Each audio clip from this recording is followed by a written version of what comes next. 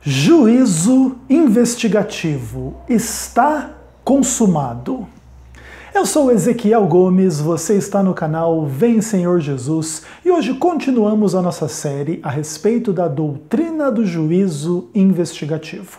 Gostaria de convidar você a ler a palavra de Deus em João capítulo 19, versículos 28 a 30, onde se fala a respeito do exato momento da morte de Jesus Cristo. Um dos momentos ápice de toda a história do universo criado dentro da perspectiva cristã, um ponto fundamental de toda a história do universo, onde se revela o caráter de Deus em Jesus Cristo, até porque Deus estava em Cristo ali reconciliando consigo o mundo. Beleza. Aí o apóstolo João descreve da seguinte forma a cena. Depois, vendo Jesus que tudo já estava consumado para se cumprir a Escritura, disse: tenho sede. Estava ali um vaso cheio de vinagre. Embeberam de vinagre uma esponja, fixando-a num caniço de sopo, lhe chegaram à boca. Quando, pois, Jesus tomou o vinagre, disse: está consumado, e inclinando a cabeça, rendeu o Espírito. Esse texto é absolutamente radical, fantástico, interessantíssimo e foca um momento da história de Cristo que de fato é um dos momentos mais complexos, trabalhando dentro de questões assim de quem é Cristo. Jesus havia falado, inclusive há pouco tempo atrás no Evangelho de João, eu sou o caminho, a verdade e a vida. E Jesus se identificar como a vida, depois no livro de Atos ele vai ser chamado do príncipe da vida ou do autor da vida, essa identidade de Cristo contextualiza a radicalidade da imagem da morte de Jesus.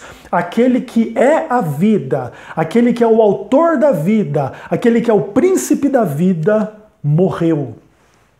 A ideia da consumação em função da morte nesse texto é contextualizada por uma questão interessante. Primeiro, no verso 28, Jesus vê que tudo está consumado para se cumprir a Escritura, e então acontece um processo depois daquilo que já está consumado, até que Jesus tem ali o vinagre encostado nos seus lábios. Os relatos paralelos darão conta que Jesus não bebe a bebida, mas ele simplesmente molha ali a boca, tal, etc. E aí então ele grita: está consumado! E ele inclina a cabeça e expira, né? E rende o Espírito aqui para usar a linguagem do apóstolo João. A frase está consumado é o grande brado descrito nas passagens paralelas de Lucas 23, Marcos 15, Mateus 27. E sabe que essa frase é muito usada sob a pretensão de que ela sozinha destrói a doutrina herética do juízo investigativo. A ideia de Cristo afirmando na cruz a consumação da obra que veio realizar na cruz, de alguma maneira, na mentalidade dos críticos da teologia adventista, lançam por terra as argumentações, os raciocínios, as exegeses, a hermenêutica adventista, a sua cosmovisão, e agora tudo que o adventismo faz é tentar torcer a palavra de Deus para negar que está consumado. E agora Jesus está errado, porque só vai ser consumado em 1844, ou só vai ser consumado lá quando a Ellen White escrever sobre o juízo investigativo, e só vai ser consumado lá no futuro, muito depois da cruz. Mas não, irmãos, o adventismo é uma baita mentira, uma baita heresia, sabe por quê? Está consumado, é o que Jesus disse. Ok, eu gostaria de considerar esta crítica e esta questão sobre múltiplas perspectivas, trabalhando as questões da posição e do sentido da cruz de Cristo na doutrina do juízo investigativo, especialmente à luz da ideia do está consumado. Até esse momento, nós fizemos uma jornada de estudo bíblico, partindo do livro de Daniel, e fizemos amplas considerações sobre Daniel. Depois, voltamos ao fundamento de toda a palavra de Deus, o Pentateuco, e analisamos um pouco o livro de Levítico. Saímos do Velho Testamento e viemos até a carta aos Hebreus, passando pelos escritos de Paulo. E agora estamos chegando no próximo vídeo no livro do Apocalipse, passando também por mais um excurso sobre a teologia de Paulo, especificamente concentrando-nos na questão da cruz do Calvário. E, enfim, etc. Acho que as pessoas que têm tido fôlego de acompanhar a série têm se beneficiado da ampla perspectiva bíblica em torno dos personagens, das questões, dos conceitos, dos temas em torno da doutrina do juízo investigativo. Então, o que eu decidi fazer aqui para recapitular um pouco e oferecer algumas considerações a esta crítica é o seguinte: eu vou analisar brevemente a teologia do está consumado à luz de Levítico, Daniel e Hebreus para preparar o nosso caminho para o livro do Apocalipse. E aí no vídeo que vem a gente já vai entrar nas considerações do livro do Apocalipse para a doutrina do juízo investigativo. Beleza? Combinado assim? Então vamos começar a nossa jornada. Está consumado. O que a gente pode aprender a respeito disso no livro de Levítico?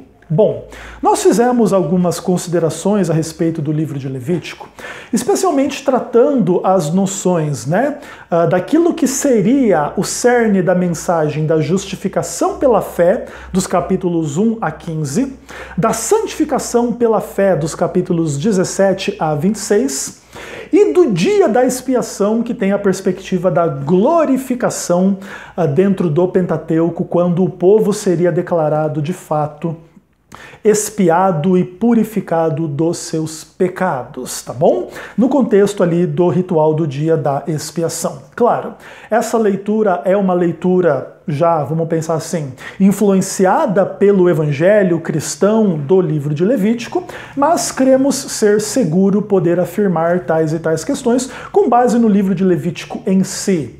Há uma grande concentração em sacrifícios e expiação e perdão de pecados nos primeiros 15 capítulos, há o código de santidade nos últimos capítulos e há o dia da expiação na transição entre uma coisa e outra.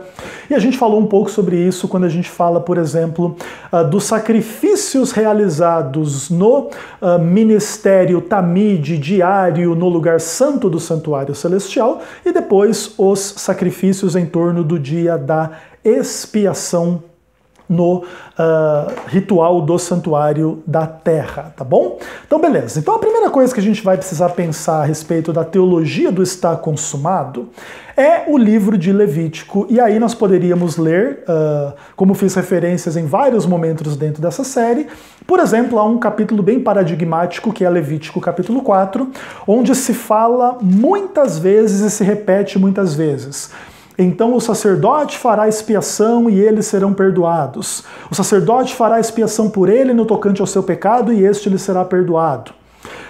O sacerdote queimará sobre o altar como aroma agradável ao Senhor e o sacerdote fará expiação pela pessoa e lhe será perdoado. Fará expiação do pecado que cometeu e lhe será perdoado, e etc. E aí agora eu poderia gritar em Levítico 4: está consumado. Em Levítico 4 há expiação para perdão de pecados. Está consumado. Ponto final e acabou. Ok? Maravilha.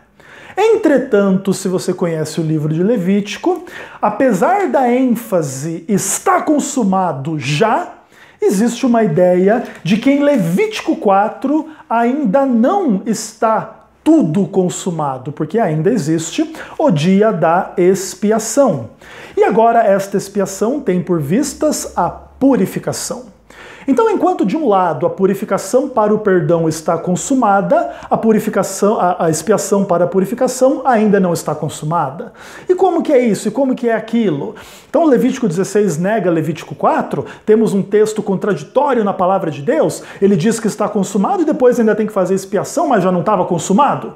Bom, esta questão, a gente trabalhou extensamente ela como a base da noção da tensão escatológica ou da tensão soteriológica em nome do já, ainda não. E aí no centro dessa discussão está a doutrina da expiação. E aí lá no livro de Levítico existe, no final de todos os rituais realizados no lugar santo do santuário, existe um dia por ano no lugar santíssimo, um ritual sendo realizado, que aí se pretende que ali de fato está o dia da expiação, e naquele dia se fará expiação por vós, para purificar-vos, e sereis purificados de todos os vossos pecados perante o Senhor. Levítico 16, verso 30. Então olha que coisa interessante dentro da dinâmica do já, ainda não. Em Levítico 4 já tem expiação, mas ainda não, porque não chegou Levítico 16. Mas e quando chega Levítico 16? Então já tem expiação, acabou o ainda não. Não, ainda não continua, porque no dia seguinte ao dia da expiação continuavam as repetições dos rituais do dia, aliás, do ministério santo, né, do santuário celestial, de maneira que a expiação aparentemente nunca estava de fato definitivamente cumprida nos rituais do santuário que tinham como base o derramamento do sangue de animais. Interessante. Seja como for, a despeito da complexidade que esse paradigma possa criar entre expiação já e expiação ainda não, esta visão é bíblica, é irrefutável na Bíblia e precisa ser considerada de forma mais atenta ao a gente analisar a teologia da cruz. Sem sombra de dúvida, Levítico é a base da doutrina da cruz. É o sacrifício, o derramamento do sangue com vistas ao perdão do pecado e a purificação do pecador, para perdoar o pecador e purificar o pecador e etc. Essa é a intelecção fundamental por detrás da cruz do Calvário, essa é a doutrina fundamental por detrás do livro de Levítico. Por isso, inclusive, o autor de Hebreus vai dizer que Levítico, que é sombra e figura das coisas celestiais, justamente porque Levítico já revela os princípios fundamentais do Evangelho no Antigo Testamento em forma de lei. E agora Cristo vem encarnar esta lei e mostrar o seu real sentido. Ele é o verdadeiro Cordeiro de Deus que tira o pecado do mundo. Não é o sangue de animais que resolve o problema, é o sangue de Cristo. Não é no santuário da terra que vai se concentrar a expiação e etc. É no santuário do céu. E é um santuário superior, um sangue superior, um sumo sacerdote superior, um Cristo superior, um testamento superior, uma aliança superior. É toda a mensagem do livro de Hebreus, mas a gente ainda vai chegar nele lá. Seja como for, tudo tem por base o livro de Levítico. E olha que coisa interessante, em Levítico 4 há perdão já, mas purificação ainda não. E em Levítico 16 é que chega de fato a purificação. E aí existe uma relação interessante entre o perdão do pecado e a purificação do pecador. Por que que Deus perdoa o adultério? Porque Jesus morreu na cruz pelo adúltero, sim. Mas qual é o objetivo de Jesus em perdoar o adúltero em função do seu sacrifício na cruz?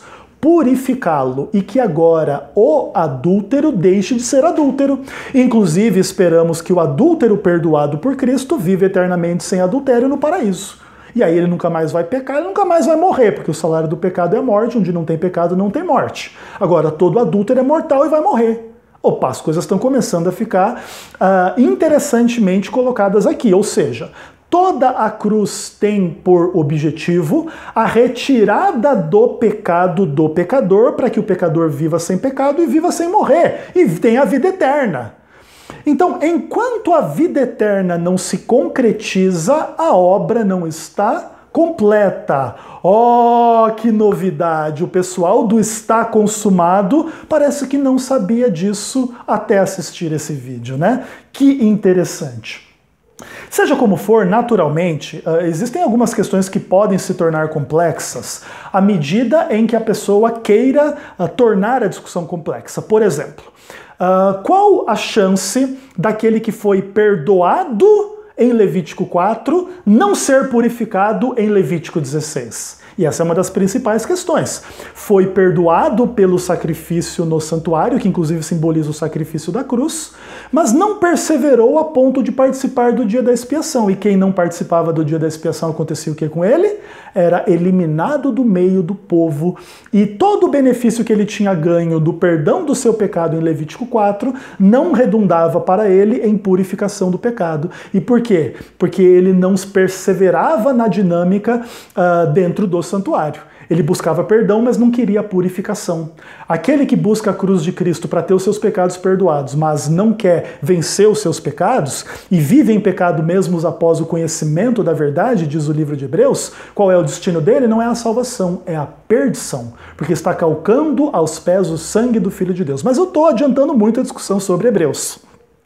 Eu ainda estou concentrado em Levítico, mas aqui você começa a perceber que toda a tensão escatológica, soteriológica e a soteriologia do Novo Testamento, a partir da cruz de Cristo, está aqui agora sendo trabalhada a partir dos conceitos de Levítico, porque Levítico é a base fundamental para entender toda a soteriologia e escatologia do Novo Testamento.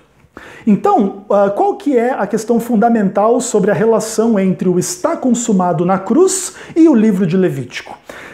E à luz, naturalmente, da doutrina do juízo investigativo. A questão é bem simples. Na doutrina do juízo investigativo, a cruz é a base e não o fim. Naturalmente, dentro de uma mentalidade mais calvinista, a cruz é o fim e não a base. A ideia é a seguinte: se Jesus morreu por você na cruz, você vai ser salvo. Então a cruz é o fim da salvação.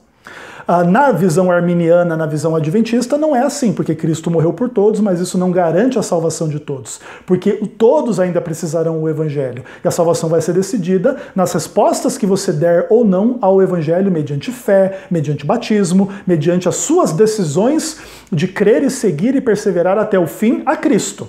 Aquele que crê inicialmente e depois abandona a fé, é como se não tivesse crido.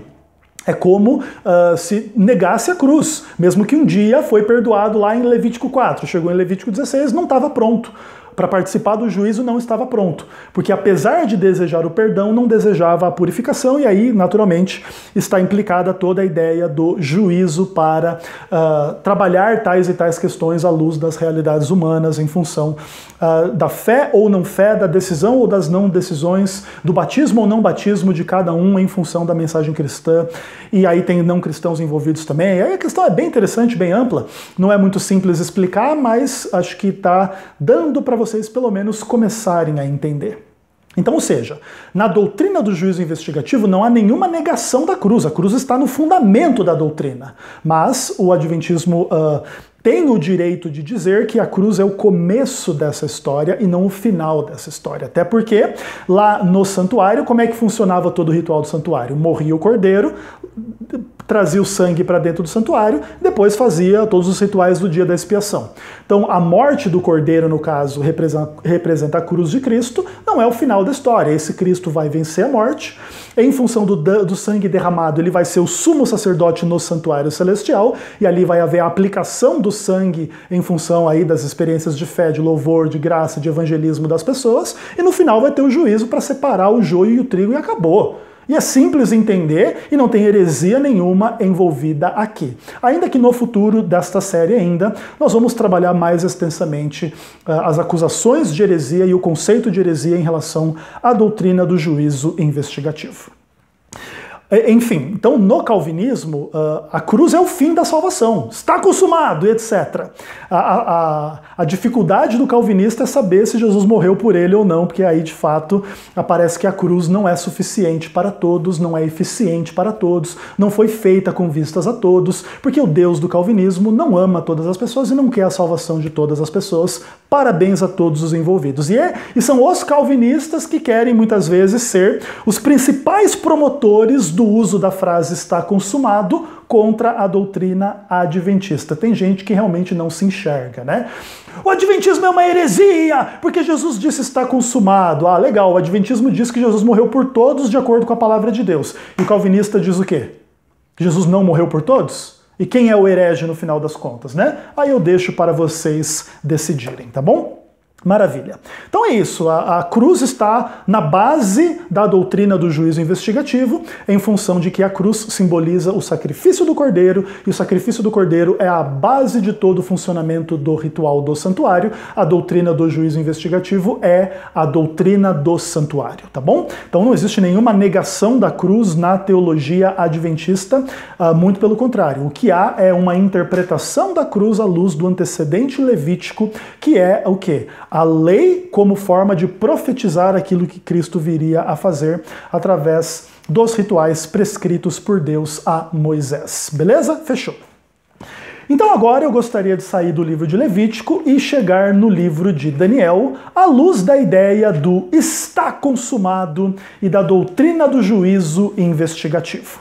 Em grande medida, a teologia do juízo investigativo se concentra nos capítulos 7, 8 e 9 de Daniel. Claro, o capítulo 2 é muito importante, os capítulos 10 a 12 também são muito importantes, mas em grande medida, o cerne da discussão em torno do juízo investigativo é Daniel 7, Daniel 8 e Daniel 9, dentro das relações internas entre esses três capítulos no livro de Daniel. E aí, como que a coisa funciona em relação à cruz de Cristo e ao está consumado? Veja, por exemplo, Daniel 9, verso 24. 70 semanas estão determinadas sobre o teu povo, sobre a tua cidade santa, para fazer cessar a transgressão, dar fim aos pecados, expiar a iniquidade, trazer a justiça eterna, selar a visão e a profecia e ungir o santo dos santos. Sabe, porém, e entende, desde a ordem para restaurar e edificar Jerusalém até o Messias, o príncipe, 7 semanas e 62 semanas. Verso 26. Depois das 62 semanas será morto ungido e já não estará. Pronto. Aqui está a cruz de Cristo na teologia das 70 semanas. E esta cruz, em função dela, o que existe? Expiação, fim aos pecados, o trazer a justiça eterna, o selar a visão e a profecia e a unção do lugar santíssimo ou a unção do santuário celestial e etc. Ok? Fechou. Então a cruz de Cristo está presente em Daniel 9 e quando ele gritou está consumado, Daniel 9, verso 26, está cumprido. Não há nenhuma sombra de dúvidas em relação a isso. Acontece que, naturalmente, dentro da visão adventista, 70 semanas estão cortadas ou determinadas de um período maior de tempo revelado na profecia, no capítulo antecedente, capítulo 8, versos 13 e 14. E aí a palavra de Deus diz, nos textos clássicos da fé adventista, até quando durarão essas coisas? E a resposta é, até 2.300 tardes e manhãs. Então aí existe uma ampla situação entre as 70 semanas de Daniel 9, as semanas de anos de Levítico e os dias do santuário, as 2.300 tardes e manhãs, descritas inclusive para falar um pouquinho aí, do ministério no lugar santo, o Tamid, era contínuo, tarde e manhã, os sacrifícios da tarde, os sacrifícios da manhã. Enfim, todos os rituais com o acender das lâmpadas de tarde e manhã continuamente acesas, Tamid, perante o Senhor e etc. E agora na visão adventista, o que acontece?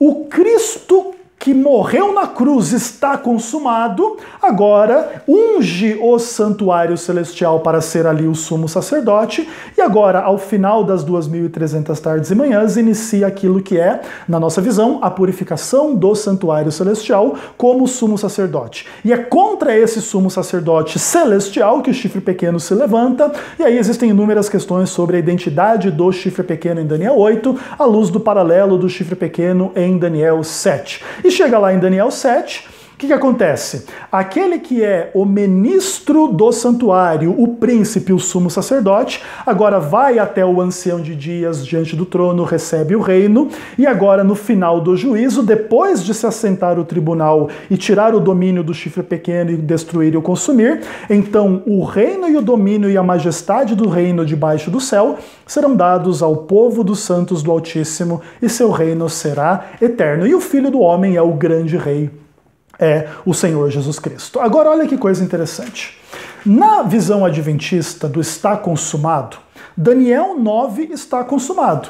Daniel 8 está em processo de consumação com vistas a Daniel 7, que é a segunda vinda após o término do juízo investigativo, onde os filhos de Deus receberão o reino para todo sempre.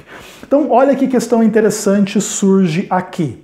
A cruz está consumada, não há nenhuma dúvida sobre isso na teologia adventista. Mas a purificação do santuário, o fim do juízo investigativo e o começo da eternidade ainda não são realidades históricas. Isso não é heresia nenhuma, ou você, salvo cristão, já está vivendo no paraíso hoje. Não está, né? Então, nesse sentido, ainda não está consumado, ainda que a cruz já esteja consumada. Bacana, interessante, e a gente agora prossegue para terminar o nosso vídeo com uma breve análise de algumas questões em Hebreus. Eu trabalhei Hebreus extensamente junto com vocês aqui, dentro inclusive desta tensão escatológica criada pela vinda de Jesus em duas etapas. Ele já veio, mas ainda não veio, já morreu sobre a cruz, mas a cruz não chegou às suas últimas implicações ainda na destruição do pecado, da morte e do diabo e etc. De maneira que a gente ainda vive na tensão escatológica, e a carta aos Hebreus coloca tudo isso de forma muito clara.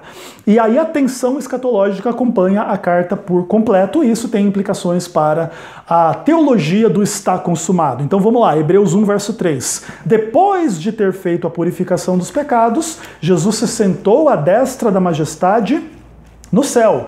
Entretanto, Hebreus 9, verso 14, diz que muito mais o sangue de Cristo, que a si mesmo se ofereceu sem mácula a Deus, purificará a nossa consciência das obras mortas para servirmos ao Deus vivo. Então a purificação descrita como consumada no capítulo 1, verso 3, agora é descrita como em andamento e com vistas ao futuro no verso 14 do capítulo 9. Então está consumado, sim ou não? Se você olhar só para o capítulo 1, sim. Se você olhar só para o capítulo 9, não. Qual que é a realidade? Sim e ainda não. Já e ainda não é a tensão escatológica presente na teologia da purificação do pecado. Jesus já fez a purificação de todos os pecados na cruz. Entretanto, a nossa consciência ainda pode estar manchada pelo pecado hoje, e é pela fé, e é pelo batismo, é pelo novo nascimento, é pela justificação pela fé em Cristo e tal, que a nossa consciência vai sendo purificada hoje, 2000 anos depois que a cruz já está consumada e Jesus já deu o seu grande brado de vitória sobre a cruz. Outra coisa, Hebreus 2, verso 14, diz que Jesus morreu para destruir aquele que tem o poder da morte, a saber, o diabo. Mas o diabo ainda está aí, ativo, por detrás de todas as tentações, dos pecados, de toda, enfim, as tendências que querem conduzir os próprios hebreus à apostasia, a negar a fé em Cristo. O diabo está por detrás de tudo isso, mas Jesus já morreu para destruir o diabo. E aí, já está consumado, sim ou ainda não? Sim, já está consumado em termos que Jesus já morreu. Agora ainda não está consumado no sentido de que essa morte ainda não redundou na destruição definitiva do diabo, que aguarda os eventos em torno da segunda vinda para de fato ser destruído. E aí vai se cumprir Malaquias 4, verso 1, vão se queimar os ramos e a raiz do pecado, sem chance para o diabo, tá bom? E aí a tensão escatológica está aqui também de igual forma. O que mais? A aniquilação do pecado, Hebreus 9, verso 26, se diz que Jesus se manifestou de uma vez por todas para aniquilar pelo sacrifício de si mesmo o pecado. Entretanto, você chega no verso 12, o que a palavra de Deus diz? Desembaraçando-nos de todo o peso e do pecado que tenazmente nos assedia, corramos com perseverança a carreira que nos está proposta. Então Jesus morreu, está consumado para aniquilar o pecado, mas o pecado ainda se agarra a nós e a gente tem que se desembaraçar dele e correr com perseverança a carreira que nos está proposta, demonstrando que mesmo após a consumação do sacrifício sobre a cruz, o pecado ainda existe, o diabo ainda existe, a morte ainda existe, de maneira que o está consumado gritado na cruz não tem por implicação que acabou a história da salvação, que acabou a história da redenção, que acabou a história da expiação, que acabou a história de Cristo como Senhor e Salvador das pessoas. Agora, Cristo, que já morreu, está consumado, já venceu a morte, está consumado. Ele já é o sumo sacerdote no santuário celestial, está consumado. E agora ainda não está consumada as últimas fases em torno do juízo investigativo, da segunda vinda, do juízo comprovativo e depois do juízo executivo que de fato consumará a destruição do pecado, da morte e do diabo no lago de fogo. Portanto, o fato do juízo investigativo apontar para as dimensões futuras e ainda incompletas hoje dessa história não torna a doutrina do juízo investigativo nem herética, muito menos antibíblica e muito menos anti-cruz ou anti-o brado está consumado. Tudo isso é uma mera retórica que os anti-adventistas usam para tentar criar preconceito religioso, perseguição religiosa contra uma fé que ou eles não entendem, ou entendem e não aceitam. E em ambos os casos, os errados aqui não são os adventistas. Agora eu já ia terminar o vídeo, mas enfim. Próximo vídeo, então, finalmente adentramos a fase final da nossa série, analisando o livro do Apocalipse. Eu ainda tenho condições de dizer se vai ser uma análise muito extensa ou mais resumida, e depois da análise do livro do Apocalipse, a gente estará pronto para oferecer as nossas conclusões em torno da doutrina do juízo investigativo. E aí, somente depois disso, eu vou descansar um pouquinho do assunto, e aí nós vamos responder o pessoal da TV Caminho Predestinado à Heresia.